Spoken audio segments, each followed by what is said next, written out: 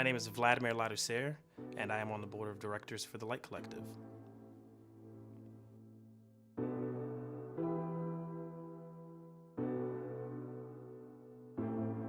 Right now, I think it's very timely, given our political climate. It's important that we help bring folks back together with the wedge that's been divided between us as a nation and as a community, particularly for the less fortunate folks, and more specifically for our youth who are in need of encouragement and of safe spaces and of just the resources and the tools that they need to be members of community, of the society.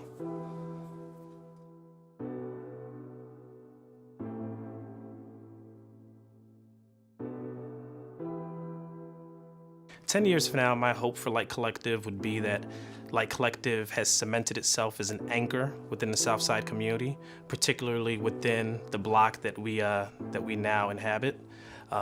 10 years from now, I'd like to see that LYTE Collective, has grown as a family. The youth who come through our doors and the staff who come through our doors, that they continue to, involve themselves in the work, and that they're flourishing in the work that they do personally and professionally, and that LYTE Collective has become synonymous with community, because essentially that's what we're trying to build, is a sense of community and empower youth to live their truth everywhere, essentially.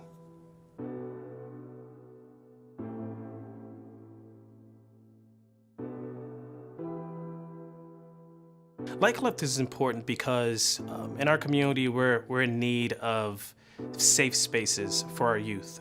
We understand that violence is an issue, along with poverty and homelessness.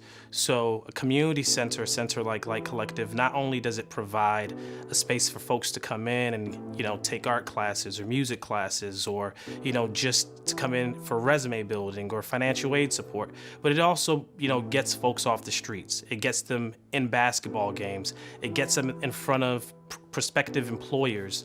And so I think that while the work may seem as if it's just targeted towards one specific group of people, it has the capacity to kind of be a blanket and provide a lot of other resources the community is in deep need of.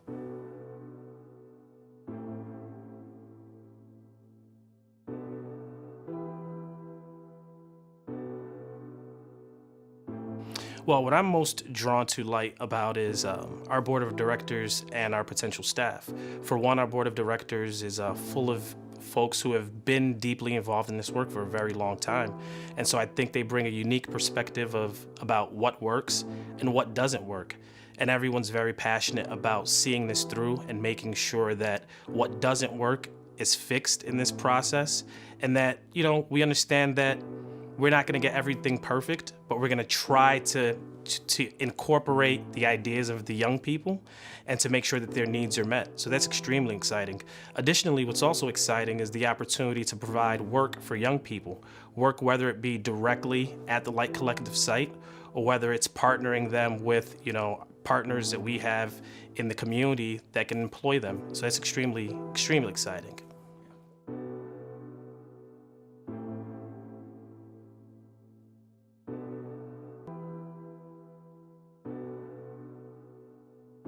Well, I think that LYTE Collective understands that more often than not, because of the government funding that most agencies rely on, there's a lot of red tape, and that with that red tape comes restrictions.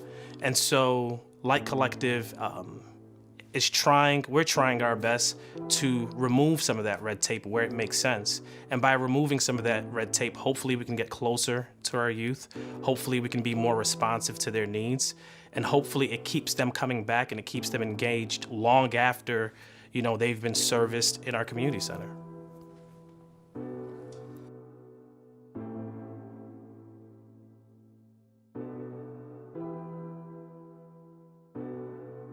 Sure. Well, in the work that I do, obviously I'm a minority in society, but I'm a minority in my place of work, and it's always kind of been that way. And so I'm not shy about just talking about issues as I see them in our community and being a voice.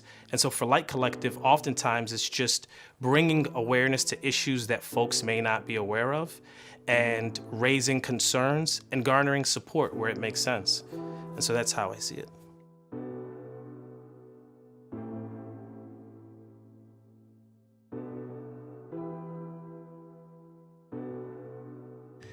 if we don't do anything, we continue on the same cycle that we've been on. Poverty will continue. Homelessness will continue to be stigmatized. Our community will continue to go down the road that it's been. Our hope is that we get the community to embrace this sense of belonging and this sense of ownership, and that while LYTE Collective may operate within a site, our hope is that all hands are on deck and the community really sees themselves as a part of this work, and that they're able to turn the tide on their own future.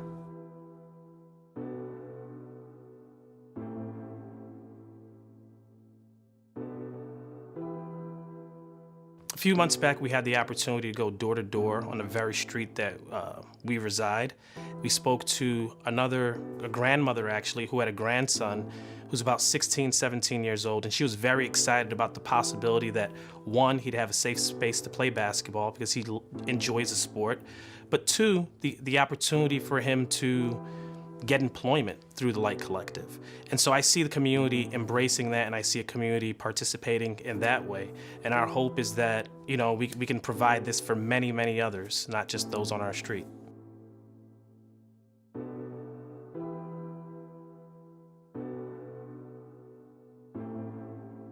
My grandmother used to say, an idle mind is the devil's workshop. And so more often than not, when you don't have anything to do, you're forced just to get into whatever everyone else is getting into. And unfortunately, a lot of that is bad, right? And so for one, work just gets folks off the street. But secondly, it provides them with the money that they deeply need. It provides them with skill sets that they need. It provides them with responsibility, and it kind of builds from there, right? And so at first glance, it appears that you're just giving someone a job at whatever hourly rate that might be, but that job springboards into something so much bigger. And so it's important that we employ them early and we employ them often, and that gives them a sense of empowerment, and it does empower them.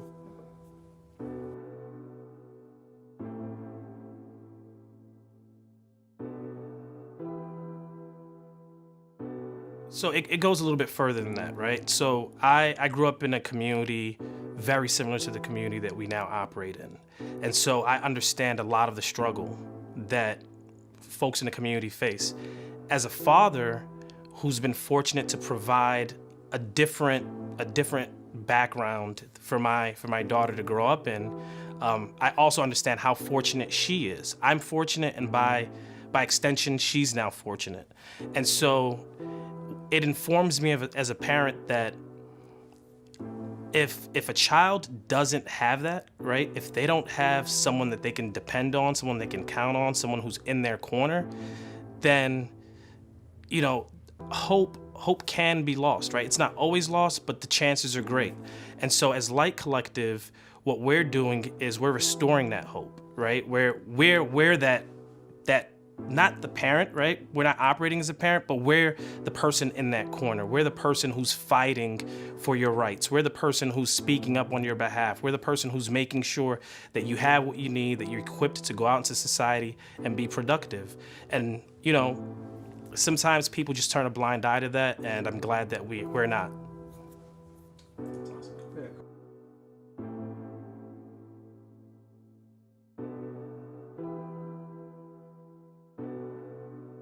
I'm most excited about the music studio and the artist workspace. Reason being is, as we know, LYTE Collective, the acronym is Live Your Truth Everywhere. And while I'm not a creative myself, I find more often than not musicians and artists live their truth more than anyone else in society. And they all often speak the truth. And what we're gonna learn, right, we think we know, but we're gonna learn so much more when the youth have an opportunity to reside in those spaces and put out art and music and really live their truth and tell us what is their truth and how can we be a part of that, and how can we help resolve, whatever it is that you're going through. So that's really exciting. LYTE Collective, live your truth everywhere.